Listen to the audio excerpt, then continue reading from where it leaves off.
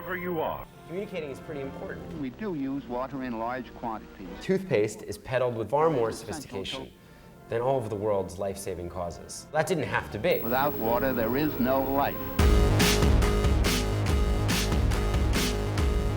88% of disease on the planet is directly related to unsafe water and lack of sanitation. What did I do? I threw parties for a living, you know? I would get 1,000 people to turn up and get them drunk, you know? And I was a drunk. All of the things that I had said I wouldn't do as a child, I did.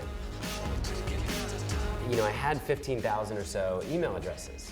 So I wasn't talking to nobody. I was talking to all of these people that had been coming to our club parties. And some people were like, take me off the list. Like, I didn't sign up for tubers. I wanted charity water to look more like Apple or Nike, a brand that took the aesthetic very seriously. And give them a story, and give them beautiful images. I think the approach, it was never guilt-based. Like, this is an opportunity. You know, we are really excited about what we do. People started finding their own ways to engage. Would you drink this? Not a chance. No. No. In 3.5 years now, we've raised $19 million. We've solved 1,000th of the problem. You can actually imagine this problem being solved through the inevitable math of these networks of people. I'm going to start the story from a tragic accident that happened when I was 4 years old. When I was 4, my family had moved from the suburbs into a new home, and I was out playing with my friends. My dad's working long hours, commuting to work at a new job. And what we didn't know is that the gas company had installed a furnace in our house that leaked carbon monoxide. So my mom is fixing up this house, breathing in these toxic fumes. And we didn't know about this for a little while, and then one day my dad watched my mom walk across the room and collapse. And after a series of tests, the doctors determined, wow, yeah, she's been breathing this for a while. She's got carboxyhemoglobin blood poisoning. And I watched, as a 4-year-old, my mom go from this beautiful, vibrant woman, a journalist traveling around the world with my father, to an invalid, connected to oxygen-wearing masks, living in a room covered in tinfoil because the carbon monoxide hadn't killed her, but it had killed her immune system. I grew up, with this bizarre childhood, and my parents had a really deep and authentic faith. They decided not to sue the gas company.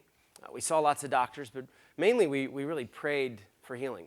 The doctor said there was no cure for what my mom had. And I was active in my church, and then at 18, like so many bad cliches, I rebelled. There was that list of things that I wasn't allowed to do, and I moved to New York City. I grew my hair long. I was in a band, and we immediately broke up because we despised each other. But I learned that there was this job in New York City, and you could get paid to drink for free. All you had to do was fill up nightclubs full of people. And if you got the right people in clubs, you could charge them $16 a cocktail, and they would spend $500 on a bottle of champagne. So I spent the next 10 years chasing this dream, and here's a snapshot of my life at 28 years old. You can see what an arrogant scumbag I am. I am holding out the Rolex so that the photographer notices that I have a Rolex. I'm getting paid $2,000 a month by Budweiser just to be seen in public drinking Bud, another $2,000 a month by Bacardi. So this was the life, I'd arrived. I had the grand piano in my apartment, the BMW, the Rolex, the model girlfriend, and a Labrador Retriever, everything I thought I wanted. It was a little darker later on in the night. Lots of drugs, pornography, strip clubs.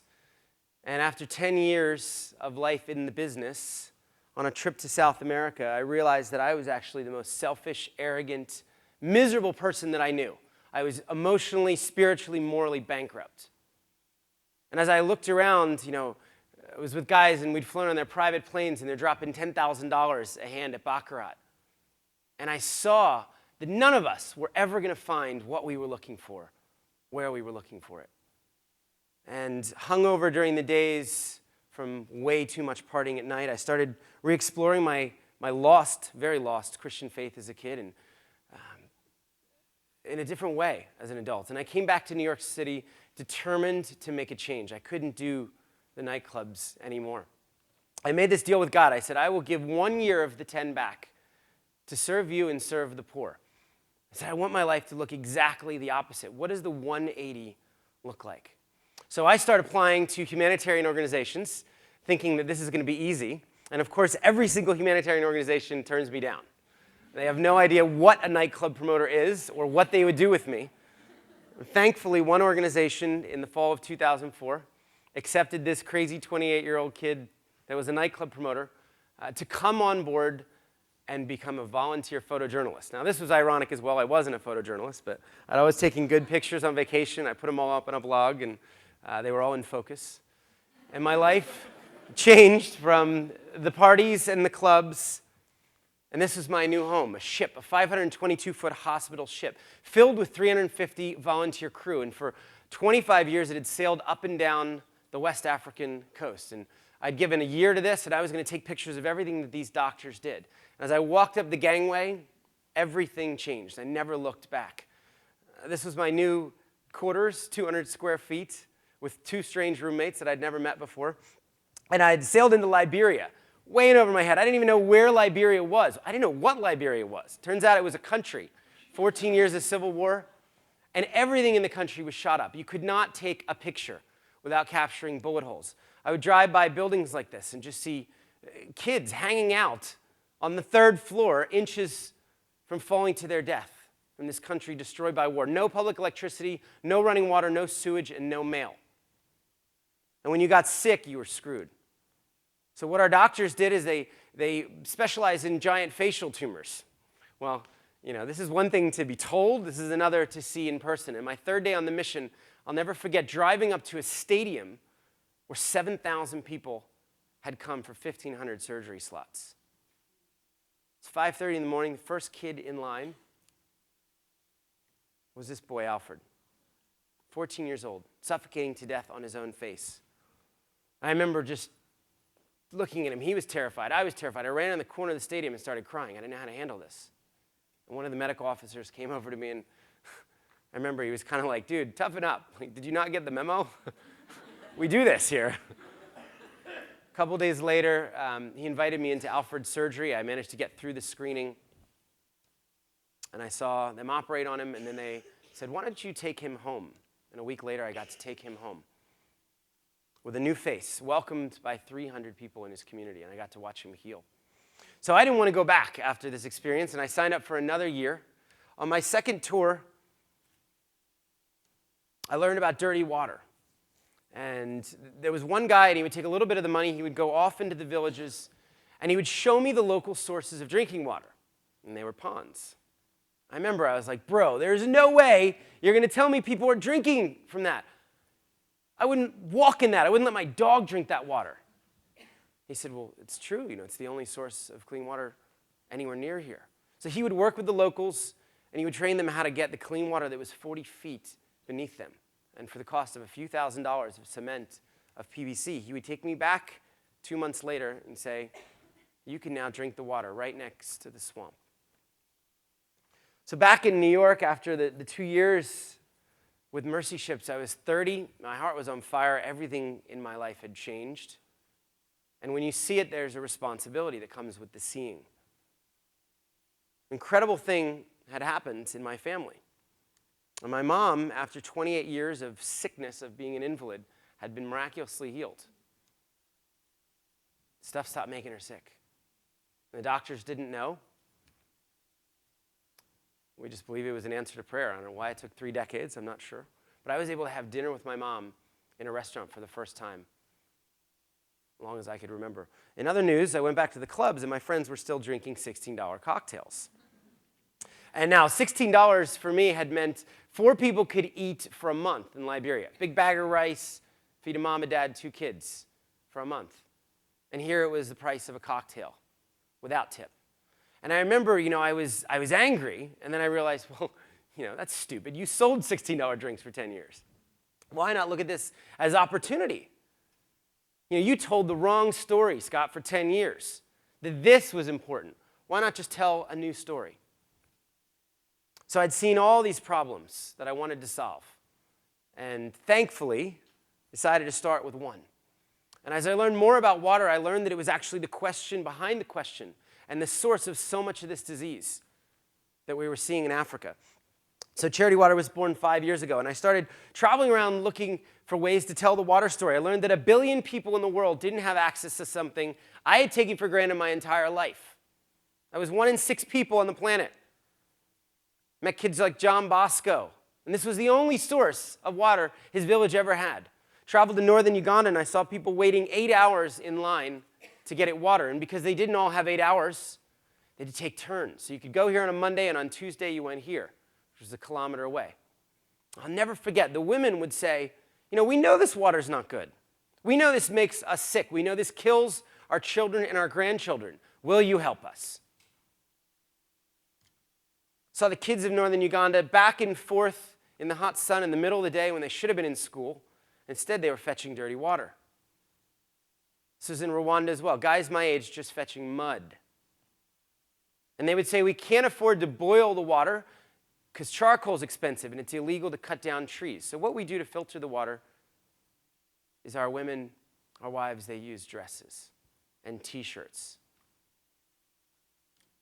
Learned that 80% of the disease, so said the World Health Organization, was directly caused by bad water and a lack of sanitation, a lack of toilets. This child in Kenya was drinking water from the Molo River. There was a pipe stuck in the river, and she would drink and vomit on herself, drink and vomit. We took the water away from her, promised to try and help her village, and I gave it to the lab at Rockefeller University and said, put this under a microscope, will you? And this is the picture they gave me back. And they said, we're not experts on all the amoebas, but it's definitely alive. Leeches were a huge problem. Community after community would show us leeches in their water. They'd say the big ones are not a problem, but sometimes the little ones get through our filtration. Schools didn't have water. Learned that half of the world's schools didn't have clean water or toilets. And the girls said if you only did one thing here, you would start with a toilet. As we get our period. And then we stop going to school for 5 days, and we fall behind in our studies. We learned the link between water and sanitation. Then we learned that 40 billion hours were wasted in Africa every year fetching water. What an unrealized economy, wasting time to go get water that made them sick. This is more than the entire workforce of France. And it's backbreaking work, and it destroys the spines of the young girls and of the women. So there were solutions, and I couldn't believe nobody was talking about it. I couldn't believe people weren't excited about water. There was no magic bullet, but you could build wells, you could drill wells, you could protect mountain springs and use gravity to take them down to villages. You could harvest rainwater. You could build biosand filters, pond sand filters, carbon, UV, reverse osmosis. There were all of these different solutions. And we said, we'll be completely solution agnostic, whatever is appropriate. The simplest was a $5,000 well. The community contributed the labor, made concrete culverts to form the lining of the well, dropped them on top of each other, and then put on a pump. For about $20 a person. When the water was deeper, you had to bring in $1 million rig, so it cost a little more. You had 8 skilled drillers. But the deeper you went, the more water you could get out of the ground. And we learned that when water was brought into communities, water changed everything. It transformed the health of kids, of men, of women, kids dying of diarrhea. Kids spent more time in school. They spent more time studying. The women would tell us, we're using this extra time that we're not fetching water from the swamp, and we're starting small businesses, selling small things, rice or peanuts at market. And it restored dignity to people. Imagine sharing water with a hyena, with a leech. And it was provable. You could see, you could know that you had impacted the life of a person, of a community. It was incontrovertible. Sustainability was hard, but you could work with local communities. You could train water committees and empower men and women to take care of their water projects, to collect a little bit of money from every user, manage a maintenance account, and then fix the pumps and do regular maintenance. The UN came out with this stat which blew me away. They said every dollar invested in clean water returns $12 to the local economy. $1 million invested in water returns $12 million. So I thought I had a powerful issue. The biggest water charity in America was a $13 million organization. So I thought there was room in this space. And with my life, I wanted to solve the water crisis, but I also wanted to reinvent charity. Because my friends weren't giving, and they had a lot of excuses. There wasn't a model that worked for them. And the main reason they said they weren't giving is because they said, I don't know how much of my money will actually reach the people in need. And then they said, I don't know the impact it'll have. So I had 3 big ideas when I started 5 years ago. One was to figure out a way to answer the money question the same way every time, and to make that answer 100%. People said, this is crazy. How will you run the organization? How will you hire people? I remember saying, I have no idea, but we'll figure this out. That's what entrepreneurs do. So I opened up 2 bank accounts completely at zero. I said they'll never touch each other. 100% of the public's money never is to be touched except for projects. The second thing we would do, we would use technology to prove every single project. This was simple. I walked into a Best Buy. GPS devices were $99. So we could know where every single project was anywhere in the world, and we put that information up on Google Earth from day one. Believe it or not, this wasn't done in the sector. It's still not being done. There are charities that don't know where their projects are. Third thing was a little more intangible. I wanted to build a brand. This is not a charity word, but I thought to solve a problem this big, we would have to build an epic brand that would rival Nike, that would rival an Apple. Nick Kristof wrote in the Times that toothpaste is peddled with more sophistication than all the world's life-saving causes. So this was broken. You need to spend a lot of money to build a brand. You just need to find really talented people. So our first hire was in water programs, and our second hire I recruited to come stop working on Clinique and Toyota, take a pay cut, give up her health insurance, and build a brand with me. Started with a party. It's the only thing I knew how to do. I gave 700 friends open bar for an hour, charged them all $20 at the door, managed to get 15,000 bucks out of them. We took it immediately to northern Uganda, built 3 wells, fixed 3 wells, and we sent those 700 people the pictures and the proof, and realized the power when you can close the loop and make it real, when people can see what they've done. Worked with friends and created products that raised awareness, raised money. We got into the e-card space. E-cards were always free. Ours were $20. Every holiday became an excuse to do something creative. Sold over $500,000 of e-cards right out of the gate. Thought if we came out with creative content, we could probably get free space. So we created ads, and we didn't always need to take ourselves so seriously. Trying to find different ways to get people to think about water. Most of the time, we did take ourselves seriously. We learned that you could get hundreds of thousands of dollars of donated media by just asking. Financial Times let us take over their whole site with banner ads. We started shooting rich people in the same situations as the people we were serving. Imagine if your mom had to drink dirty water that looked like this with bone and hair in it, that came down from a river into her village. Imagine if your kids going to a prep school had to haul 40 pounds of water. Imagine if my friends in their Brioni suits had to go to Central Park Pond during their lunch hour. We would never allow this, so why was it okay for 1 billion people? Took over galleries to make sure people actually saw these images while they were eating. Going to Saks Fifth Avenue, we said, you guys sell $5,000 handbags. We sell $5,000 wells. We should totally partner. This worked.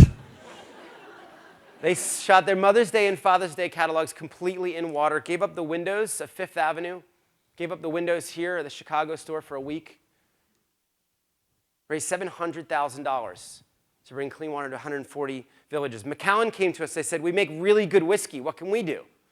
And they got the idea to take their oldest bottle of whiskey, 64 years old, on a world tour, and to taste it for 10 centiliters, you needed to drop $5,000. Guy paid $64,000 in Taipei. They raised $605,000 with a bottle of whiskey. Got schools involved, and as you can imagine, kids came up with incredibly creative ways to raise awareness and raise money.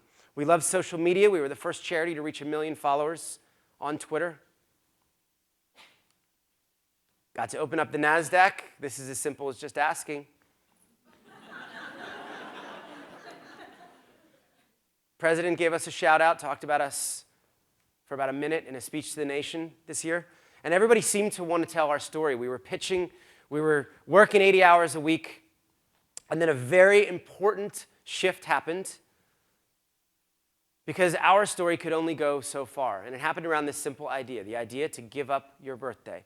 On the 1-year anniversary, I wanted to throw another party, but I couldn't scale a nightclub in my mind. And I thought, what if I didn't spend any money on the party and I just asked everyone I knew to donate $32 for my 32nd birthday? Everyone I knew had $32, and I knew a lot of people. I wound up raising $59,000. And a 7-year-old kid in Austin, Texas took that idea out, started asking for sevens. He raised $22,000 in Austin. So we built a simple website called My Charity Water, where people could upload a photo, a mission statement, and you could leave donations. And because 100% of this money existed in a vacuum, we could track where it went. Quarterbacks gave up birthdays. Seth Godin gave up his birthday, wrote one blog post, raised $40,000. Jack Dorsey raised $92,000. Will and Jada Smith, over $300,000. Justin Bieber, $47,000. Adam Lambert, $320,000. It wasn't always about the money. Nona gave up her 89th birthday. She didn't even raise $89. She wrote this beautiful mission statement. Went beyond birthdays. People started climbing mountains. A mom in Iowa raised $283,000 from soccer moms. A church got a liquor license in Seattle through a concert, raised $300,000.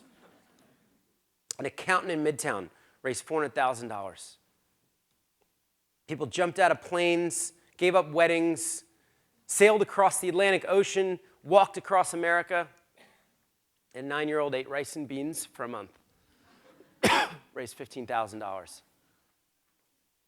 So we realized this wasn't our story, and we had to be really intentional about giving it away. It was Riley's story. It's added up to about $43 million in the first 5 years, which is not a lot of money. But we've done that by getting 250,000 people involved. It's become the story of over 250,000 people, and we've used that to give 2 million people in 19 countries clean water. Right now, there are over 1,000 people working on charity water projects in 19 countries around the world. But we've only solved 1/500th of the problem. 1/500th. 2 million is a lot. But we're just getting started. So we said, look, we just need a much bigger goal. So we put this up, 100 million people in the decade at least. We figure maybe if we do that, we make the homepage of our local paper. We're going to need to do the impossible, 2 billion for clean water, 65% year-over-year growth. This has never been done by a charity in the history of the world. But we think if there's ever a time it's possible, it's today, more than a week ago, more than a month ago. And it's actually already happening.